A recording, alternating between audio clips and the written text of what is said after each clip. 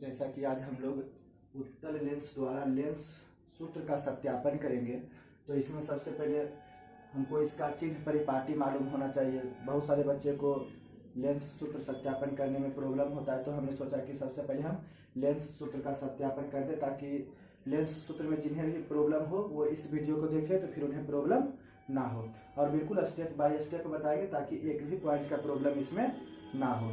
तो वही चीजों को हमने लिख दिया है, उत्तल लेंस द्वारा लेंस सूत्र का सत्यापन। ठीक है, तो सबसे पहले हमें उत्तल लेंस का सूत्र का सत्यापन करने के लिए हमें इसके चिन्ह परिपाटी को मालूम करना बहुत ही जरूरी होता है। अगर चिन्ह परिपाटी को हम ध्यान में रखेंगे तो इसको सोल्व करने में आसानी होता है। ठीक है, तो सबसे पहले हम इसके कुछ चिन्ह परिपाटी को देख लेते हैं। चिन्ह परिपाटी, ठीक है, तो एक उत्तल लेंस हम पहले बना लेते हैं।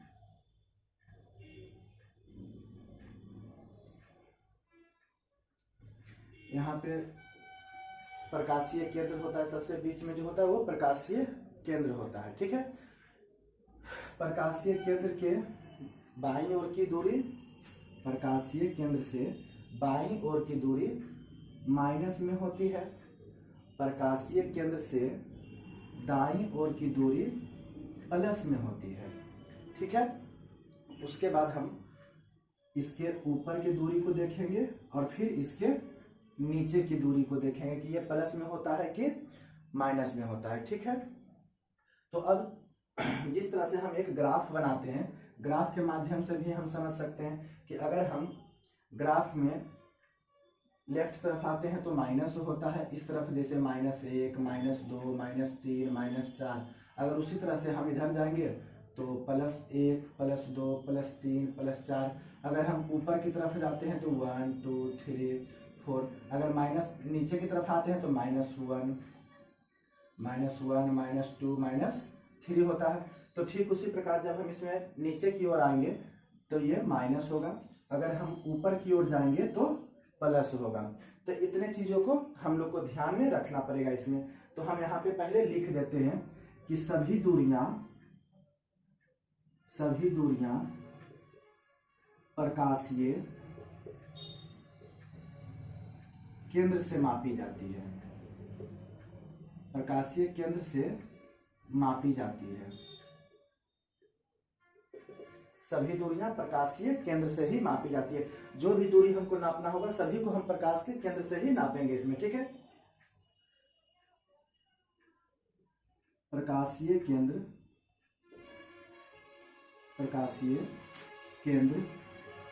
के बाईं ओर की दूरी, बाईं ओर की दूरी क्या होगा, माइनस में होगा, माइनस में होती है या फिर ऋणात्मक होती है। फिर लिखेंगे प्रकाशीय केंद्र के दाईं ओर की दूरी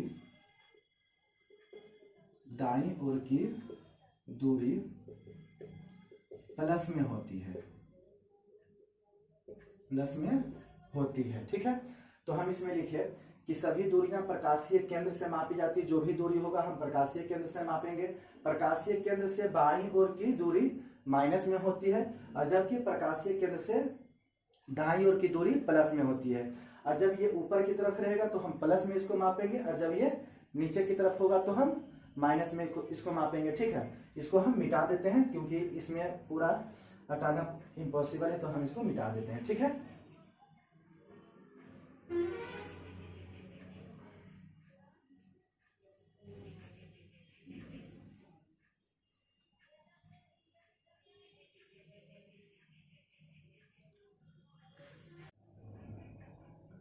तो अब सबसे पहले हम इसमें एक उत्तल लेंस को बना लेते हैं, और उत्तल लेंस को बनाने के बाद इसके हम फार्मूला को प्रूव करेंगे, है ना। तो सबसे पहले एक उत्तल लेंस को हम बना लेते हैं। फिगर थोड़ा आप लोग बढ़िया से बनाएगा, फिगर हमको थोड़ा सा बनाने में बोर्ड पे उतना सही नहीं हो पाता है। ठीक है, तो आप फिगर थोड़ा सा सही से बना सकते हैं, कोई दिक्कत इसमें नहीं है। ठीक है, ये हो गया, इसको मुख्य अक्ष पूरा बोलते हैं। ये हो गया फोकस, F2 यहाँ लिख देते हैं और यहाँ हो जाएगा 2F2 हो जाएगा, है ना। इधर अगर अच्छी करें तो यहाँ हो जाएगा F1 और यहाँ हो जाएगा 2F1। इसको थोड़ा हम बढ़ा लेते हैं, ठीक है। ठीक है, इसके बाद हम कोई भी ऑब्जेक्ट को यानी ऑब्जेक्ट वस्तु को लेंगे और इस मुख्य अक्ष के कहीं भी हम लोग रख सकते हैं, ठीक है। तो हम सबसे पहले क्या करते हैं कि ये कोई वस्तु है जिसको हम यहाँ पे रख देते हैं, ठीक है। यानी कि ये दोनों के बीच में हम वस्तु को रख देते हैं। वैसे तो वस्तु से जब प्रकाश निकलता है तो हर जगह जाता है, जिस तरह से मान लीजिए इधर जाता है, इधर हर तरफ वस्तु से जब प्रकाश निकलता है तो सभी तरफ जाता है। लेकिन हमें केवल दो ही प्रकाश को लेना है जिसके बारे में हमें जानकारी हो, ठीक है। तो हम इसमें केवल दो ही प्रकाश को लेंगे, ठीक है। इसमें हमें केवल दो ही प्रकाश को लेना है। तो एक प्रकाश को लेना है जो मुख्य अक्ष के समानांतर हो। तो जब ये मुख्य अक्ष के समानांतर जब ये प्रकाश जाएगी तो कहाँ से लौटेगी, फोकस से होकर के गुजरेगी, ठीक है। और एक जो हम ले लेते हैं, एक प्रकाशीय केंद्र से एक किरण को ले लेते हैं प्रकाशीय केंद्र से, ठीक है। तो इस तरह से हम इसको ले जाएंगे और इसको आगे बढ़ाते जाएंगे, ठीक है। और ये देखेंगे कि ये कहाँ जाकर के मिलता है, ठीक है। और ये जहां जाकर के मिलेगा वहां पे इसका क्या होगा, इस वस्तु का प्रतिबिंब बनेगा। तो यहाँ पे इसको कोई जोर जबरदस्ती नहीं, अपना मन से ही इसको आगे बढ़ाते जाना है। जहां जाकर के कटेगा वहां हमको कटा देना है, ठीक है। और इस तरह से यहां जाकर के कट गया है। इसका हम कुछ नाम पहले दे देते हैं। तो इस वस्तु का नाम A और B रख देते हैं, ठीक है। A और B इस वस्तु का नाम रख दिए। जबकि प्रतिबिंब का नाम हम रख देंगे A डैश B डैश। उल्टा बन रहा है इसलिए हम यहाँ A डैश B डैश लिखे हैं, ठीक है। यहाँ पे A B लिखे हैं जबकि यहाँ पे A डैश B डैश लिखे हैं, क्योंकि यहाँ पे ये उल्टा बन रहा है, ठीक है। अब जो है हमें इसको प्रूफ करना है। तो प्रूफ करने के लिए हमें कुछ चीजों को इसमें ध्यान रखना पड़ता है, ठीक है। तो सबसे पहले इतने चीजों आप लोगों को क्लियर होना चाहिए कि किस तरह से इसका चित्र बनाना है। उसके बाद ही हम लोग लेंस के सूत्र की ओर बढ़ेंगे, ठीक है। तो अब सबसे पहले हम इसमें कुछ चिन्ह परिपाटी का भी प्रयोग कर लेते हैं। चिन्ह परिपाटी जो हम सबसे पहले ही इसमें बताएं, उस चिन्ह परिपाटी का इसमें प्रयोग कर लेते हैं। तो सबसे पहले हम इसमें लिखेंगे कि आखिर O और A डैश क्या है, O और A डैश क्या है, O और A क्या है, O और A क्या है, ये सब के बारे में हमें जानकारी होना चाहिए। तो सबसे पहले हमें O A क्या है इसके बारे में पता होना चाहिए। O और A डैश क्या है, O और A डैश क्या है। और तो उसके बाद हम लोग को याद रखते हैं OF2। OF2 को हम फिलहाल F ही मान लेते हैं, ठीक है। तो लिख देते हैं OF कि OF क्या है इसमें। तो ये सभी को हम लोग लिख लेते हैं, ठीक है। तो अब प्रकाशीय केंद्र से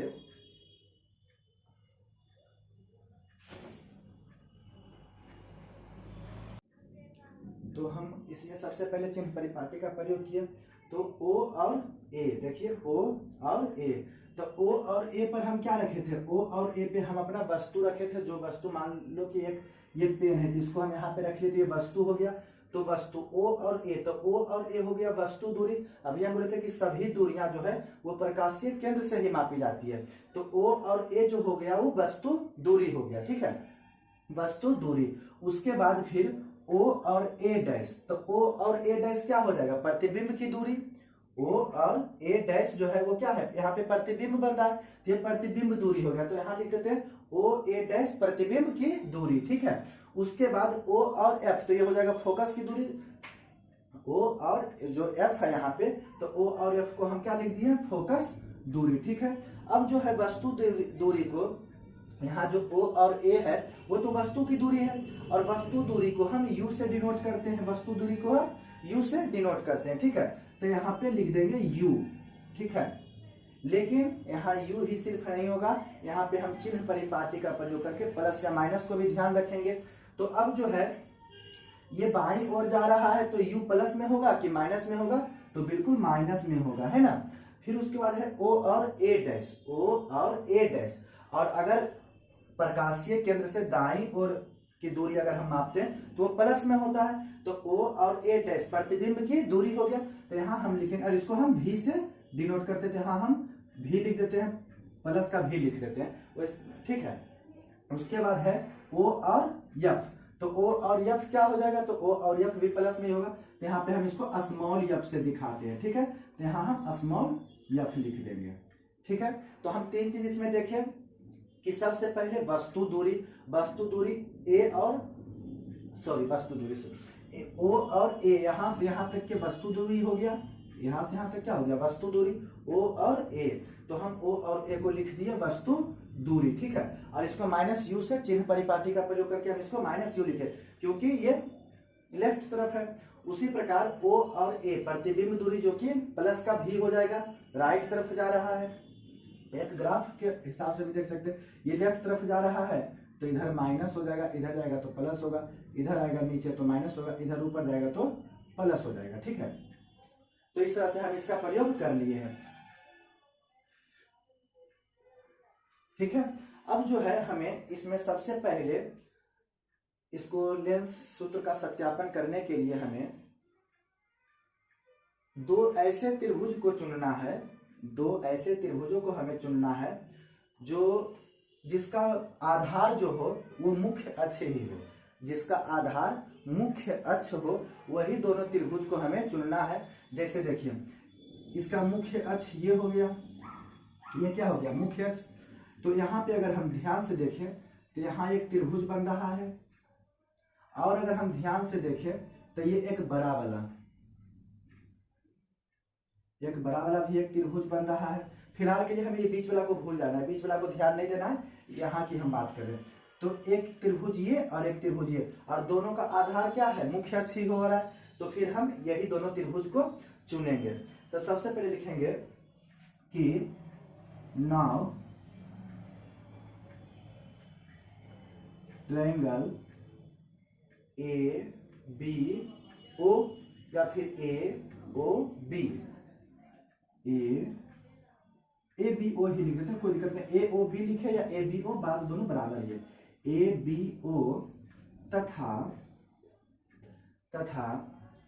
triangle A dash B dash O में, A dash B dash O में, ये दोनों त्रिभुज से। अब सबसे पहले हमें लेंस सूत्र का सत्यापन करने से पहले हमें ये दोनों त्रिभुज को, एक जो ए बी ओ है और ए डैश बी डैश ओ है, दोनों को समरूप सिद्ध करना है। और समरूप हमें कोई जबरदस्ती से नहीं सिद्ध करना है, जो भी इसके मेथड से होगा तभी हम प्रूफ करेंगे, इसको जबरदस्ती नहीं प्रूफ करना है। तो हम इसमें दोनों को समरूप प्रूफ करेंगे। सबसे पहले तो लिखेंगे कि अगर हम इसको ध्यान से देखें तो ये एंगल और ये एंगल आपस में बराबर हो रहा है। ये मैथ के हिसाब से हम जानते हैं कि अगर ये और ये दोनों आपस में बराबर होता है शीर्षाभिमुख कोण से ये दोनों आपस में क्या होता है, बराबर होता है। तो हम लिखेंगे कि कोण ए ओ, जिसका कोण का मान रखना है उसको बीच में रखना है। जैसे अगर यहाँ पे हमको ओ का मान लिखना है तो ओ को बीच में रखेंगे। कोण ए ओ बी बराबर कोण ए डैश ओ बी डैश, ए डैश ओ बी डैश, एक ये हो गया। यहाँ पे इसका रीजन लिखना पड़ेगा कि क्यों हम लिखे हैं, तो लिख देंगे यहाँ पे शीर्षाभिमुख कोण से, शीर्षाभिमुख कोण से ये बराबर हो रहे, तो हम लिख दिए कि कोण ए ओ बी बराबर कोण ए डैश ओ बी डैश, शीर्षाभिमुख कोण से। तो इसमें और भी कोई बराबर हो रहा है क्या, क्योंकि हमें जब तक हम इसमें दो को प्रूफ नहीं करेंगे तो तीसरा का अनुपात बराबर नहीं होगा। इसमें दो भुजा को हमें प्रूफ करना है बराबर, तभी तो तीसरा भी बराबर होगा। तो इसमें हम लिखेंगे, एक अगर ध्यान से देखें तो यहाँ पे एक एंगल ये और यहाँ पे ये दोनों 90 का एंगल बन रहा है, 90 डिग्री का। तो हम यहाँ लिखेंगे कि कोण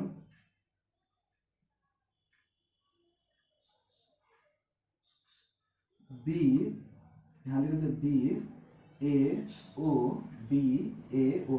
अगर कोण ए का मान लिखना है तो ए को बीच में रखना पड़ेगा। कोण बी ए ओ बराबर कोण बी डैश ए डैश ओ, बी डैश ए डैश ओ बराबर 90 डिग्री। इसका रीजन यहाँ लिख दे कि 90 डिग्री जो है इसीलिए बराबर है ना। तो हम इसमें दो त्रिभुज को तो हम इसमें ले लिए। अब यहाँ पे हम लोग इसको जब दो त्रिभुज आपस में बराबर हो जाते, दो त्रिभुज जब आपस में बराबर होते तो ये समरूप त्रिभुज हो गया। और समरूप त्रिभुज जब ये हो गया तो हम लोग को पता है कि जब त्रिभुज के दो भुजाएं जब बराबर हो जाती है तो तीसरा भी ऑटोमेटिक बराबर हो जाएगा। जैसे देखिए यहाँ पे अगर हम लिखे, अगर हम यहाँ लिख दिए 3 4 5 और यहाँ लिख दिए 3 3 9 12 15, तो यहाँ पे अगर ये दोनों आपस में बराबर है, ये दोनों आपस में बराबर है तो ऑटोमेटिक ये भी आपस में क्या हो जाएगा, बराबर हो जाएगा। तो यहाँ पे जब दो भुजा आपस में बराबर हो जाता है तो तीसरा भी बराबर ही होता है ना। तो हम लोग इसमें क्या लिखेंगे कि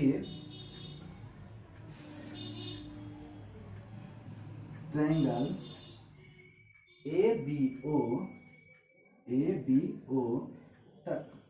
ओ जो है वो समरूप है। यहाँ पे थोड़ा सा टेढ़ा करके इसको देना है, समरूप का चिन्ह ऐसा करके। ए बी ओ जो है, ए बी ओ समरूप होगा त्रिभुज ए डैश बी डैश ओ के। ठीक है, यहाँ पे हम लिख दिए हैं। ठीक है,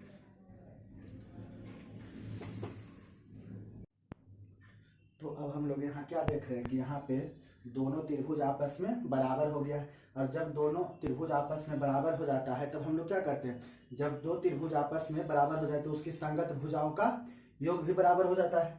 जब दो त्रिभुज आपस में बराबर हो जाए तो उसका संगत भुजाओं का योग भी बराबर हो जाता है, जैसे कि हमने पहले ही बताया है। जैसे देखिए यहाँ पे हम लोग इस तरह से दो त्रिभुज ड्रॉ कर लेते हैं। यहाँ पे देते 3 4 5, यहाँ देते हैं 9 12 15। यहाँ पे अगर कटेगा तो यहाँ पे लंब बटा लंब और आधार बटा आधार और कर्ण बटा कर्ण लिखेंगे। जैसे 3/9 इसका लंब इसका लंब से होगा, तो 3/9 बराबर 4/12 बराबर 5/15, 1/3 1/3 और 1/3। तब जब दो त्रिभुज आपस में बराबर हो जाता है तो उसके संगत भुजाओं का योग भी बराबर हो जाता है। तो अब यहाँ पे हम लोग इससे लंब बटा लंब और आधार बटा आधार को लेंगे। ठीक है, हम इसको मिटा देते हैं।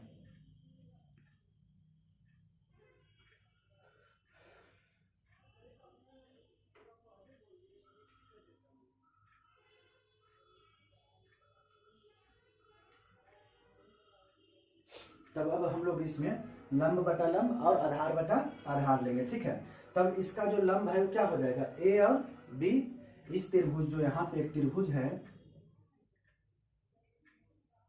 यहाँ पे ये त्रिभुज का लंब क्या होगा, ए बी बटा लंब बटा लंब। तो इस त्रिभुज का लंब ए बटा बी हो गया और इस त्रिभुज का लंब क्या हो जाएगा, ए डैश बी डैश।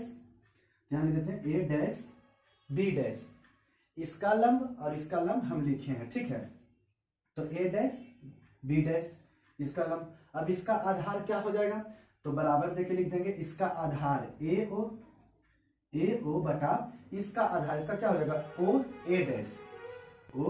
ए डैश इसका आधार हो जाएगा। ठीक है, तो हम वही को लिख दिए, ए बी बटा ए डैश बी डैश, उसका बराबर में दे दिए ए ओ बटा ओ ए डैश, है ना। और इसका हम नाम दे देते हैं समीकरण 1। ठीक है, तो यहाँ तक के तो दिक्कत बिल्कुल भी नहीं होनी चाहिए, है ना। अब यहाँ से हम दूसरा अथी करते हैं। अब यहाँ से हम लोगों को क्या करना है कि दो त्रिभुज और इसमें ढूंढना है, और दोनों ऐसा त्रिभुज ही ढूंढना है जो कि क्या बताया, जिसका सम्मुख जो इसका जो सम्मुख भुजा है वो ये वाला हो, ए डैश ए हो, ठीक है। तो अब यहाँ पे हम लोग क्या लिखेंगे, दो त्रिभुज हमको लेना है, तो एक यहाँ से एक अथी हम ड्रॉ कर देते हैं, एक द्वारा किसको हम ड्रॉ कर देते हैं, इस तरह से ड्रॉ कर देते हैं, ठीक है। इसका नाम एम दे देते हैं, ठीक है। तो अब इसका अगर हम द्वारा ड्रॉ करें तो यहाँ पे हम क्या देख रहे हैं कि यहाँ पे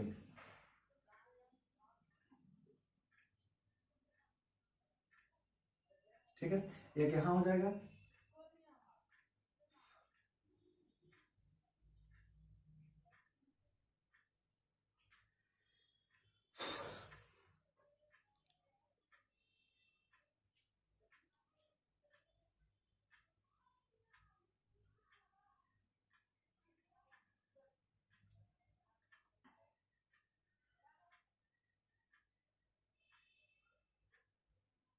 नहीं यहाँ पे तो ये त्रिभुज नहीं होगा, यहाँ हो जाएगा ना, यहाँ पे लिखेंगे नाउ, जैसे इसको लिखे थे वही हम फिर से लिख रहे हैं। इसका जो है ये होना चाहिए ये, और ये हो जाएगा इसका, तो इसको क्या लिखेंगे, यम ओ एफ, इसको F2 को फिलहाल के लिए एफ ही मान लेना है, ठीक है। तो लिखेंगे ट्रायंगल यम ओ एफ तथा ए एफ बी या ए डैश बी डैश एफ, ए डैश बी डैश एफ में क्या लिखेंगे, ट्रायंगल यहां से लिए हैं ये वाला, एक ट्रायंगल यहाँ ये बन रहा है यम ओ एफ, और एक लिखे हैं A dash B dash F, तो वही लिखे कि ट्रायंगल यम ओ एफ तथा triangle A dash B dash F में। अब इसमें भी वही मिलाएंगे जैसे हम पहले किए हैं, तो इसमें क्या देख रहे हैं कि ये दोनों कोण जो है आपस में बराबर हो रहा है, शीर्षाभिमुख कोण से शीर्षाभिमुख कोण बराबर होता है, तो वही शीर्षाभिमुख कोण से ये भी बराबर है, ठीक है। तो लिखेंगे कि कोण एम एफ ओ, तो लिखेंगे एम एफ ओ जो बराबर होगा वो किसका हो जाएगा, कोण ए डैश एफ बी डैश, कोण ए डैश एफ बी डैश के बराबर होगा। कैसे होगा, तो लिख देते हैं शीर्षाभिमुख कोण से,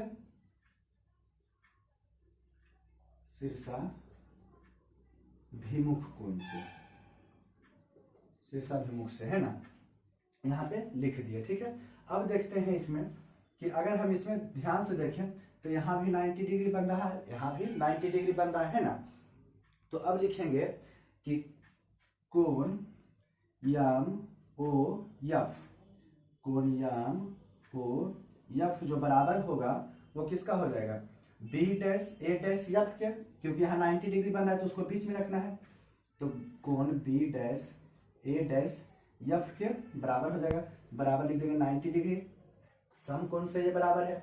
और फिर उसी तरह से जब दो त्रिभुज आपस में बराबर हो जाता है तो हम लोग क्या लिखते हैं, तो पहले इसको हम लिखेंगे कि इसलिए यम ओ एफ ट्रायंगल, जो यम ओ एफ होगा वो समरूप होगा किसका, triangle A dash B dash F के बराबर होगा। और जब दो त्रिभुज आपस में बराबर होता है तो उसके जो भुजा होते हैं लंब बटा लंब और आधार बटा आधार और कर्ण बटा कर्ण, हम इसमें कर्ण को इसलिए नहीं ले रहे हैं कि इसमें कर्ण की जरूरत ही नहीं पड़ता है, कर्ण की जरूरत पड़ता तो हम उसको भी जरूर लेते, लेकिन इसमें कर्ण की जरूरत नहीं है इसलिए हम इसमें कर्ण को नहीं ले रहे हैं। तो इतना करके हम लिख दिए। अब इसको हम फिलहाल मिटा देते हैं क्योंकि अब इसको मिटाने की जरूरत है, अभी पूरा हटेगा नहीं, है ना। और यहाँ पे जब त्रिभुज समरूप हो गया है तो यहाँ पे फिर से लिख सकते हैं लंब बटा लंब और आधार बटा आधार, तो पहले हम यहाँ लिख लेते हैं उसके बाद मिटाएंगे, है ना। तो यहाँ लिख देते हैं कि इसका लंब क्या हो जाएगा, यम और ओ लंब हो जाएगा, तो लिख देते हैं एम ओ बटा यम, इसका लंब बटा इसका लंब, तो इसका लंब क्या हो जाएगा ए डैश बी डैश, ए डैश बी डैश बराबर आधार लिखेंगे, आधार इसका क्या हो जाएगा ओ और एफ, F2 को बार बार नहीं लिख रहे हैं कि F2 अच्छा नहीं लगता देखने में, इसे F को ही लिख रहे हैं, ठीक है। तो ओ एफ बटा क्या लिखेंगे, इसका आधार क्या हो जाएगा ए डैश एफ लिखो या एफ ए डैश लिखे, ध्यान देते ए डैश एफ, ए डैश एफ लिख देते हैं, है ना। अब यहाँ पे ये समीकरण 2 हो गया, समीकरण 2 हो गया। लेकिन इसमें हम क्या देख रहे हैं कि जो एम ओ है वो ए बी के बराबर है। एम ओ को यहाँ पे ये जो एम ओ है, एम ओ जो है वो ए बी के बराबर है कि नहीं, ए बी के बराबर है। तो हम क्या एम ओ की जगह पर ए बी को लिख सकते हैं, लिख सकते हैं कि नहीं।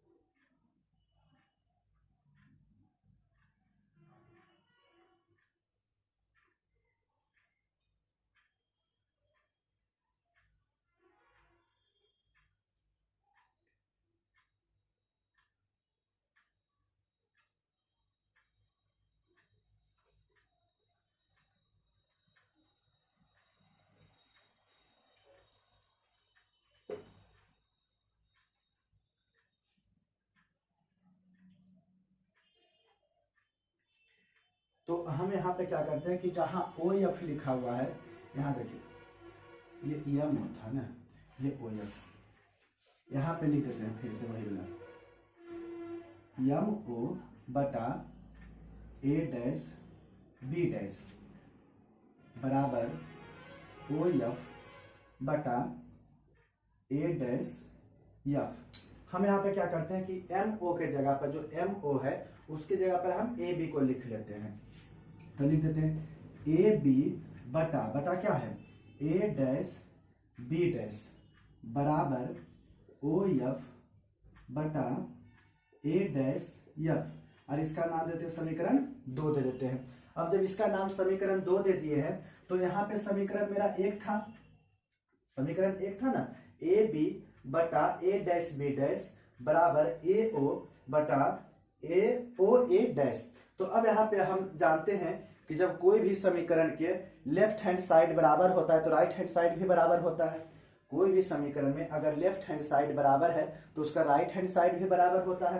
तो यहाँ पे हम देख रहे हैं कि ए बी बटा ए डैश बी डैश, और यहाँ भी ए बी बटा ए डैश बी डैश, यहाँ पे एम ओ के बराबर में जो ए बी लिखे थे इसीलिए लिखे थे ताकि इस समीकरण के ये बराबर हो जाए, और लेफ्ट हैंड साइड जब बराबर हो जाएगा तो राइट हैंड साइड भी इसका बराबर ही होगा, है ना। तो अब हम यहाँ पे लिख सकते हैं कि ओ, अब इसको हम मिटा देते हैं, ठीक है।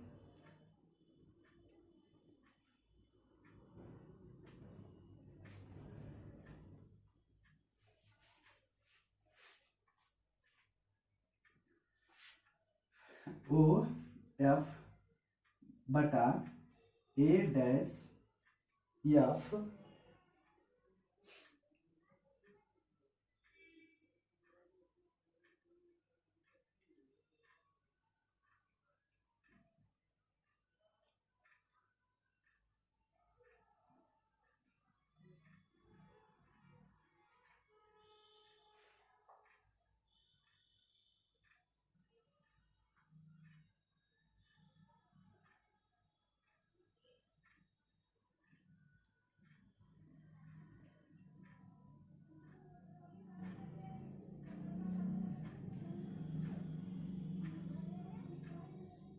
ओ ए डैश बटा ओ एफ,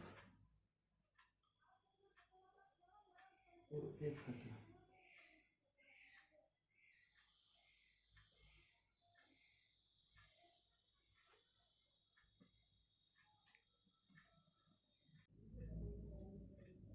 यहाँ पे हम लिख दिए, फिर से वहां पे शायद कुछ मिस्टेक हो गया था। यहाँ पे लिख ए बी, समीकरण पहला ए बी बटा ए डैश बी डैश बराबर ओ ए बटा ओ ए डैश, ये समीकरण 1 हो गया।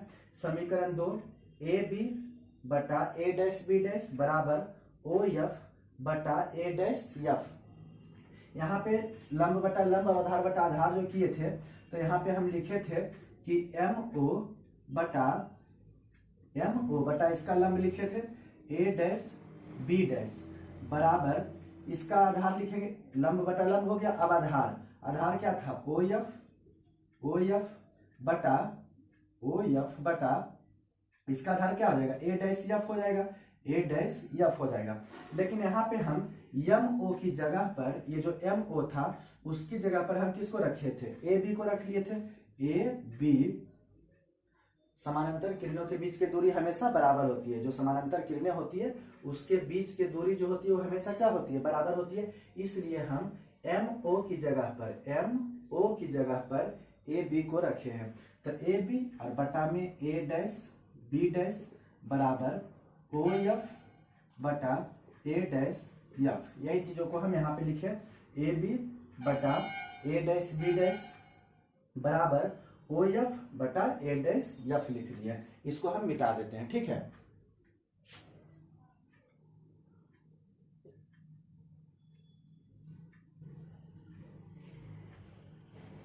अब यहाँ पे लिखेंगे समीकरण 1 तथा समीकरण 2 से, समीकरण 1 तथा 2 से। अब समीकरण 1 और समीकरण 2 से क्या मिला, जब समीकरण के लेफ्ट हैंड साइड बराबर होता है तो राइट हैंड साइड भी बराबर होता है, हम लोग ये जानते हैं। तो समीकरण के left hand side a b बटा a dash B dash, a b बटा a dash B dash, left hand side बराबर है तो राइट हैंड साइड भी बराबर ही होगा। तो हम लिखेंगे यहाँ पे ओ ए बटा ओ ए डैश बराबर ओ एफ बटा ए डैश एफ। बस इतना तक हो गया। अब इसमें कुछ करना नहीं है, सभी का मान रख देना है और ये आंसर आ जाएगा इसका। अब ज्यादा इसमें कुछ बचाने हैं, जैसे है सभी का वैल्यू हमको रख देना है, ठीक है। अब ओ ए, तो अब यहाँ पे हम देखेंगे ओ ए जो है, क्या ओ ए का चिन्ह परिपाटी में वैल्यू दिया हुआ है, तो बिल्कुल दिया हुआ है। ओ ए जो है वो क्या है, वस्तु दूरी, और वस्तु दूरी को हम क्या चीज में लिखते हैं, माइनस यू में। यहाँ पे माइनस यू लिख दिए थे, पहले ही चिन्ह परिपाटी का प्रयोग किए थे, माइनस यू बटा ओ ए डैश। ओ ए डैश है क्या, बिल्कुल ओ ए डैश जो है वो प्रतिबिंब की दूरी भी में है, यहाँ हम क्या रखेंगे, भी रखेंगे, बराबर ओ एफ। ओ एफ दिया हुआ है क्या, हाँ दिया हुआ है ओ एफ। ओ एफ क्या है, फोकस दूरी, इसको स्मॉल एफ से डिनोट करते हैं, बटा ए डैश एफ। अब ए डैश इसमें एफ है क्या, नहीं दिया हुआ है, ए डैश एफ तो दिया हुआ नहीं। तब यहाँ पे हम क्या करेंगे, ए डैश एफ का वैल्यू निकालेंगे। ए डैश एफ का वैल्यू कैसे निकालेंगे, तो एक चीज हमको इसमें ध्यान रखना है कि ए डैश एफ का वैल्यू हमको चिन्ह परिपाटी के ही प्रयोग से निकालना है। ए डैश एफ का जो मान है वो चिन्ह परिपाटी के ही हिसाब से निकालना है, ऐसा नहीं कि ए डैश एफ यहाँ रख देंगे, ठीक है। तो अगर हम ए डैश एफ का वैल्यू निकाले, ए डैश एफ कहाँ है, ए डैश एफ, क्योंकि F2 को ही हम यहाँ पे एफ लिख रहे हैं ना, तो यहाँ से यहाँ तक की दूरी।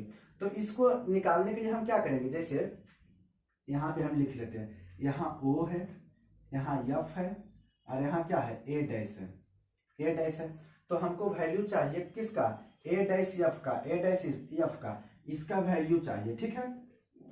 तो अब हम लोग ओ ए डैश का वैल्यू जानते हैं कि क्या होता है, ओ ए डैश जो है वो प्रतिबिंब की दूरी है, जो कि भी होता है। प्रतिबिंब की दूरी ओ ए, मतलब कि यहाँ से यहाँ तक के दूरी को हम क्या चीज से डिनोट करते हैं, भी से करते हैं। उसके बाद ओ एफ, ओ और एफ, ओ और एफ जो क्या है, फोकस दूरी, फोकस दूरी को हम क्या चीज से डिनोट करते हैं, एफ से डिनोट करते हैं। यानी कि यहाँ से यहाँ तक की दूरी क्या है, एफ है कि नहीं, यहाँ से यहाँ तक के। अगर हम पूरे में से इतना को अगर मिटा दें, एफ को घटा दें, तो इसका वैल्यू आया कि नहीं। तो हम इसको इस तरह से लिख सकते हैं कि टोटल का दूरी भी था तो भी माइनस एफ, भी माइनस एफ क्यों लिखे, तो यहाँ पे हम क्या किए, ए डैश एफ का वैल्यू निकालने के लिए हमको इतना सारा प्रोसेस करना पड़ा, ठीक है। तो इसको हम मिटा देते हैं।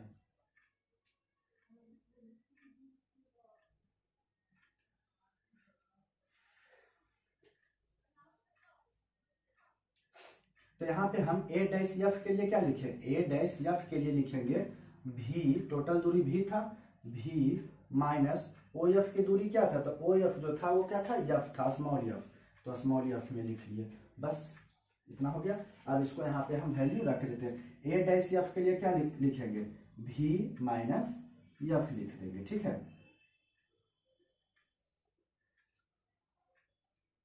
अब यहाँ पे हम क्रॉस मल्टीप्लाई करा देंगे। क्या करेंगे? क्रॉस मल्टीप्लाई करा देंगे। ठीक है, तो जब माइनस यू को भी से मल्टीप्लाई कराएंगे तो क्या हो जाएगा? माइनस यू भी। माइनस यू को भी से मल्टीप्लाई कराएं तो माइनस यू भी यहां लिखे हैं। अब माइनस यू को माइनस एफ से मल्टीप्लाई कराना है तो प्लस यू एफ हो जाएगा। यू एफ बराबर भी को एफ से कराना है तो भी एफ। इस तरह से हमारा आ गया है। यहाँ पे आंसर तो आ गया, लेकिन अभी भी बहुत सारे बच्चे को लगेगा कि आंसर ये थोड़े ना होता है, इसका तो आंसर दूसरा होता है। तो इसको क्या करेंगे? लिखेंगे अब माइनस यू भी, ये वाला लिख रहे हैं, यू भी प्लस यू एफ बराबर भी एफ में दोनों तरफ एक लेफ्ट हैंड साइड एक राइट हैंड साइड, दोनों तरफ यू भी एफ से भाग देने पर, यू भी एफ से भाग देने पर, यू भी एफ से दोनों तरफ भाग दे देंगे। तो यहाँ लिखते हैं माइनस, ये वाला लिख रहे हैं माइनस यू भी बटा यू भी एफ, यू भी एफ प्लस यू एफ बटा, यहां स्मॉल एफ लिख देते हैं ना, यू एफ बटा यू भी एफ बराबर भी एफ बटा यू भी एफ, है ना। अब यहाँ पे जो कटेगा उसको कटा देंगे। ठीक है, तो यहाँ पे हम क्या करते हैं कि लिखते हैं यू कट गया, भी कट गया, यू एफ कट गया, भी एफ कट गया। अब बचा क्या? इसको हम लिख लेते हैं यहाँ पे, है ना। तो बच गया है ऊपर कुछ नहीं तो माइनस, ऊपर कुछ नहीं बच रहा है तो माइनस 1 बटा एफ बराबर नहीं प्लस है ना, तो प्लस लिखेंगे, प्लस 1 बाय भी बराबर 1 बाय यू। लेकिन अभी भी ये आंसर जो है वो उल्टा पुल्टा है, तो इसको हम क्या करेंगे? सरिया के लिख देंगे। तो इसको सरिया देते हैं, करना कुछ भी नहीं है। 1 बटा भी, ये वाला लिख दिया 1 बटा भी, इधर जो 1 बटा यू है, ये 1 बटा यू जो है बराबर में प्लस में है तो इधर आकर के माइनस में 1 बटा यू बराबर, इधर जो माइनस में है उधर जाकर के प्लस में 1 बटा एफ। और इस तरह से जो उत्तर लेंस का जो सत्यापन सूत्र का था वो इस तरह से कंप्लीट हो गया है। ठीक है, तो इसका आप लोग एक स्क्रीनशॉट ले सकते हैं और खुद भी बना करके देख सकते हैं। Thank you.